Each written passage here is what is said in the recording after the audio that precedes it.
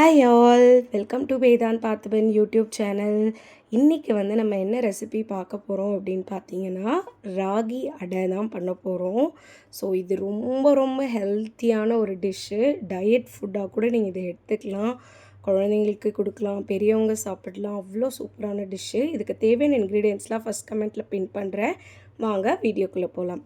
First உங்களுக்கு எவ்வளோ ராகி மாவு தேவையோ அந்த அளவுக்கு நீங்கள் எடுத்துக்கணும். நான் இப்போ இந்த பவுலில் இருக்கிற மொத்த ராகி மாவும் எடுத்துக்கிறேன். இதில் பார்த்தீங்கன்னா உங்களுக்கு சாலிடாக குட்டி குட்டியாக போட்டிங்கன்னா ஒரு 10 அடை கூடவே வரும்.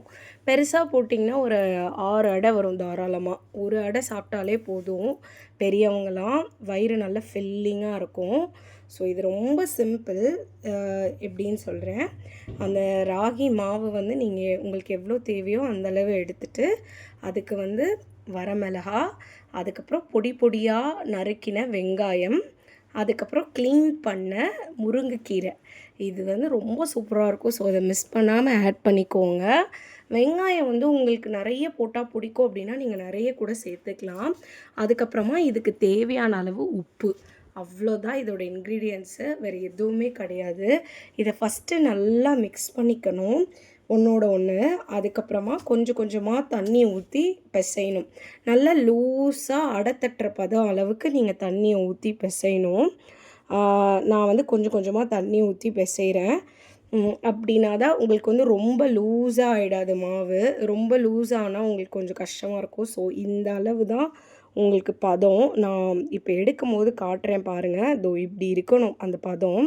ஸோ ஃபஸ்ட்டு இந்த மாவை ப்ரிப்பேர் பண்ணி வச்சுட்டு சைடில் கொஞ்சம் தண்ணி வச்சுக்கணும். எதுக்குன்னா இந்த அடை போடும்போது அப்படியே நீங்கள் சூட்டோடு எடுத்து எடுத்து போட்டிங்க அப்படின்னா அப்படியே அது ஒட்டிட்டு வரும். அதுக்காக அந்த தண்ணியில் தொட்டுட்டு போடும்போது உங்களுக்கு நல்லா பரவலாக வரும். அடுப்பை ஆன் பண்ணிவிட்டு ஒரு கையளவு ராகி மாவு எடுத்து அதை நல்லா தட்டி போட்டுட்டு எண்ணெய் நீங்கள் ஸ்ப்ரே பண்ணி விட்டாலே போதும். ஆனால் ராகி மாவுக்கு நீங்கள் கொஞ்சம் ரொம்ப எண்ணெய் சேர்க்குற மாதிரி உங்களுக்கு இருந்தீங்கன்னா இன்னும் ரொம்ப டேஸ்ட்டாக இருக்கும்.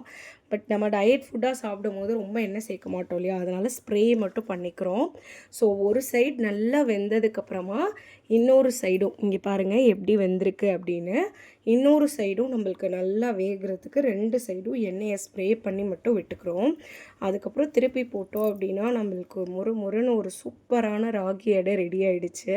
இது ரொம்ப ஹெல்த்தி அண்ட் ரொம்ப டேஸ்டி. கண்டிப்பாக நீங்களும் ட்ரை பண்ணி பாருங்கள். இந்த மாதிரி நிறைய ஃபுட் வீடியோஸ் வேணும் அப்படின்னா மறக்காமல் நம்ம சேனலை சப்ஸ்கிரைப் பண்ணிக்கோங்க. தேங்க்ஸ் ஃபார் வாட்சிங். Bye all.